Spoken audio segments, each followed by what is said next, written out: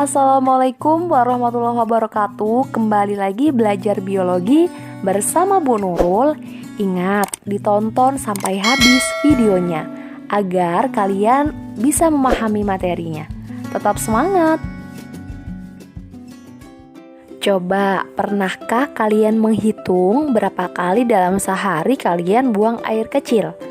Ayo, pernahkah pula terpikir oleh kalian apakah sebenarnya yang kalian keluarkan pada saat buang air kecil? Jadi, saat tubuh kita melakukan berbagai fungsi agar tetap hidup, ia memproduksi bahan-bahan buangan. Bahan-bahan buangan tersebut merupakan senyawa-senyawa kimia yang bersifat racun bagi tubuh, bahkan dapat membahayakan tubuh kita jika tidak dikeluarkan dari dalam tubuh. Sebagai contoh, saat menguraikan asam amino, sel-sel tubuh memproduksi racun yang bernama urea. Sel-sel tubuh akan mengekskresikan urea tersebut ke dalam darah. Jika tidak dikeluarkan dari tubuh, urea akan menumpuk dalam darah dan dapat meracuni tubuh. Proses pembuangan atau pengeluaran senyawa-senyawa beracun tersebut dinamakan dengan ekskresi. Jadi, dari uraian di atas, ada yang bisa menyimpulkan apa itu pengertian dari sistem ekskresi. Baik, jadi sistem ekskresi adalah proses pengeluaran sisa metabolisme yang sudah tidak berguna bagi tubuh. Nah, kira-kira apa saja sih zat-zat yang harus diekskresikan? Yang pertama ada karbohidrat dan juga air, CO2 dan H2O gitu ya. Karbon dioksida dan air ini merupakan sisa pembakaran zat-zat makanan yang berasal dari karbohidrat, lemak, ataupun protein selama proses respirasi.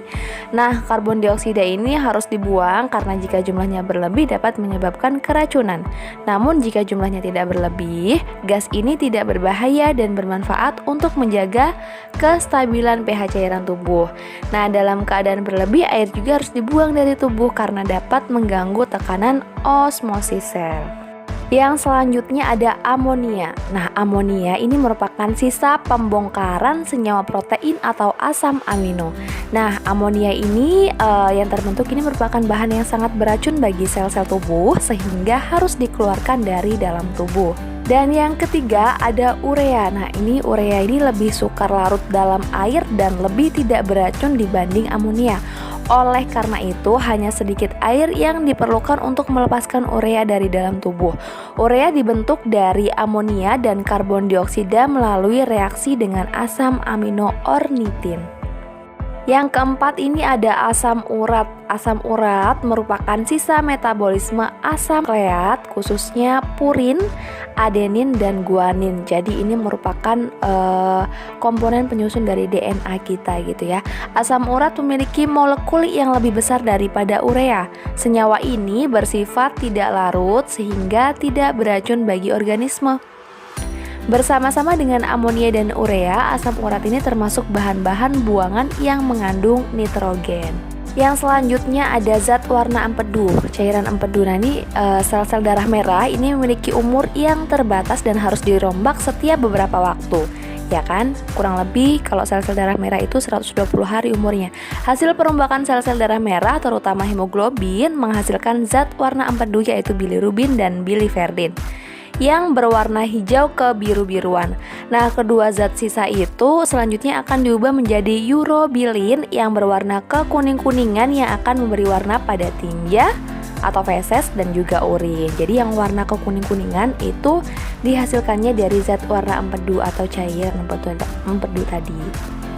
Kenapa sih harus ada yang namanya sistem ekskresi? Nah, sistem ekskresi ini berfungsi untuk yang pertama menurunkan kadar zat produk metabolisme dalam tubuh agar tidak menyebabkan akumulasi atau penimbunan. Kemudian yang kedua yaitu melindungi sel-sel tubuh dari zat-zat yang bersifat racun. Yang ketiga, menjaga keseimbangan cairan dalam tubuh atau disebut juga dengan homeostasis. Dan yang terakhir, membantu mempertahankan suhu tubuh. Berikutnya, alat-alat ekskresi yang ada di tubuh kita. Yang pertama ada ginjal. Nah, ini yang dikeluarkan ada air, garam mineral, urea, amonia. Nah, dikeluarkannya dalam bentuk urin. Kemudian yang kedua, hati, ini yang dikeluarkan atau zat yang diekskresikan itu ada cairan empedu tadi. Kemudian ada paru-paru yang diekskresikan air dan juga karbon dioksida. Dan kulit ini sama dengan ginjal yang diekskresikan ada air, garam mineral dan juga urea, tetapi dalam bentuk keringat. Pertama kita bahas ginjal. Ginjal merupakan sistem ekskresi utama pada manusia. Nah, ginjal pada manusia berjumlah sepasang, terletak di kanan dan kiri tulang pinggang dalam rongga tubuh bagian dorsal atau punggung. Untuk posisinya, ginjal kiri lebih tinggi dibandingkan ginjal kanan karena ginjal kanan tertekan oleh hati. Ginjal memiliki beberapa fungsi, diantaranya yang pertama untuk mengekskresikan sisa-sisa metabolisme yang mengandung nitrogen, misalnya amonia, urea, dan asam urat dari dalam darah. Yang kedua, mengekskresi kelebihan air, garam, hormon, obat-obatan, dan vitamin. Dan yang terakhir, memelihara tekanan osmosis dan pH cairan tubuh. Nah, hasil ekskresi ginjal ini dikeluarkan dalam bentuk urin. Coba diperhatikan gambar ginjal yang tertera di video.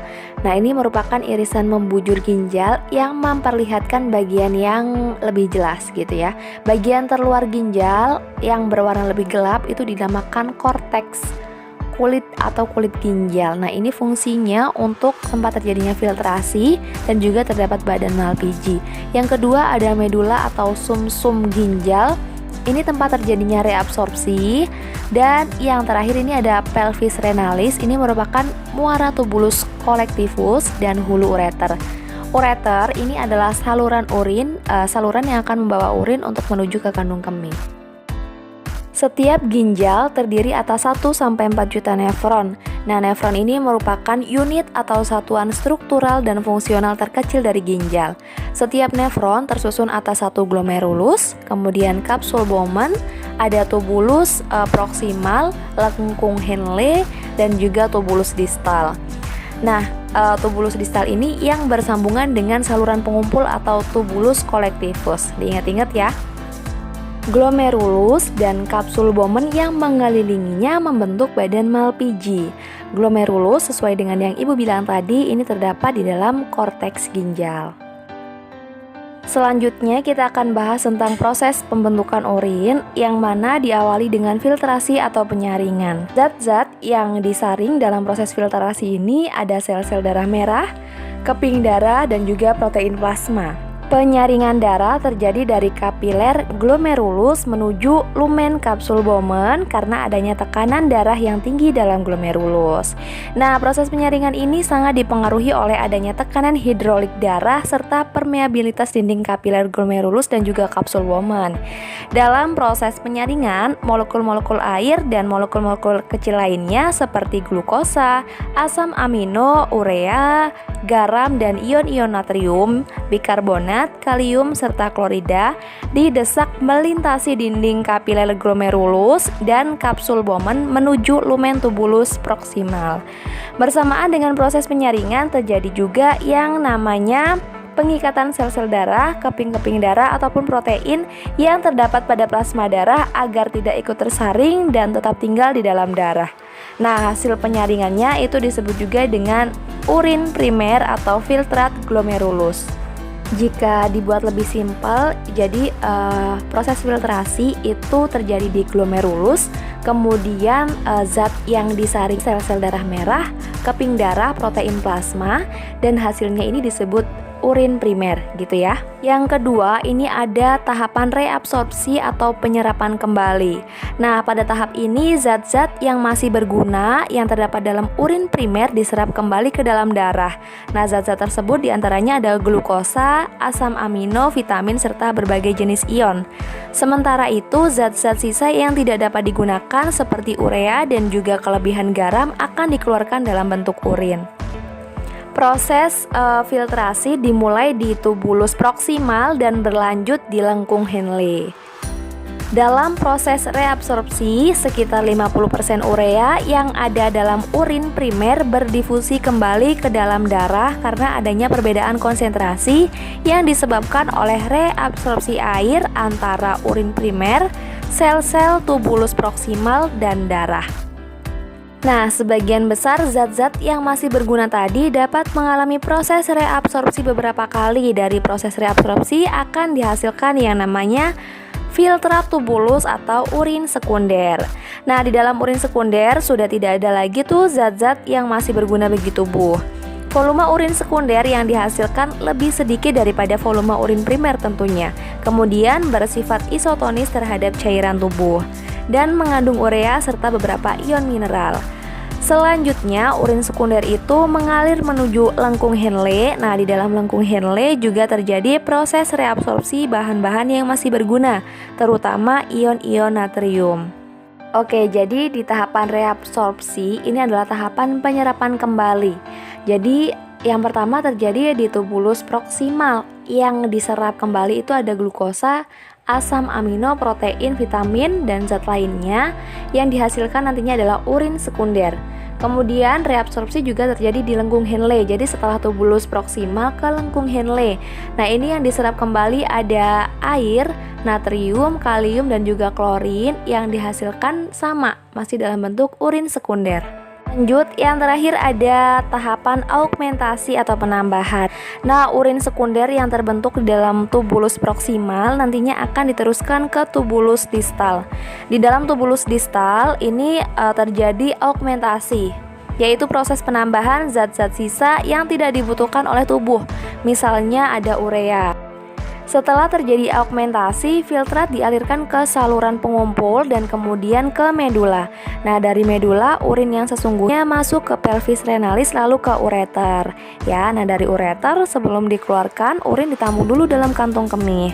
Selanjutnya urin dikeluarkan melalui uretra. Nah, prosesnya ini dinamakan dengan urinasi. Nah, komposisi urin normal yang dikeluarkan itu terdiri atas sekitar 96% air, 2,5% urea, dan 1,5% zat sisa lainnya. Contohnya ada cairan empedu yang memberi warna kuning pada urin, garam-garam mineral, serta kelebihan vitamin.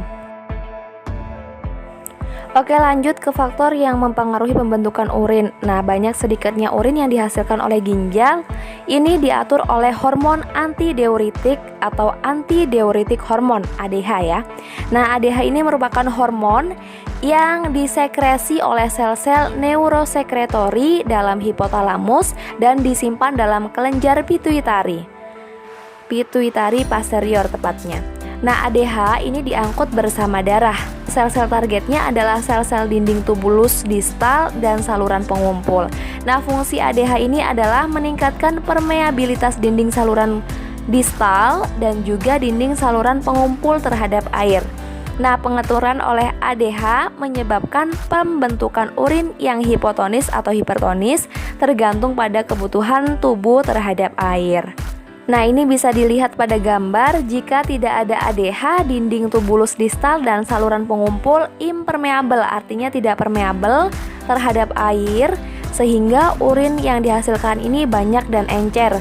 Sedangkan jika ada ADH, dinding tubulus distal dan saluran pengumpul menjadi permeabel terhadap air dan urea, jadi urin yang dihasilkan ini sedikit dan pekat.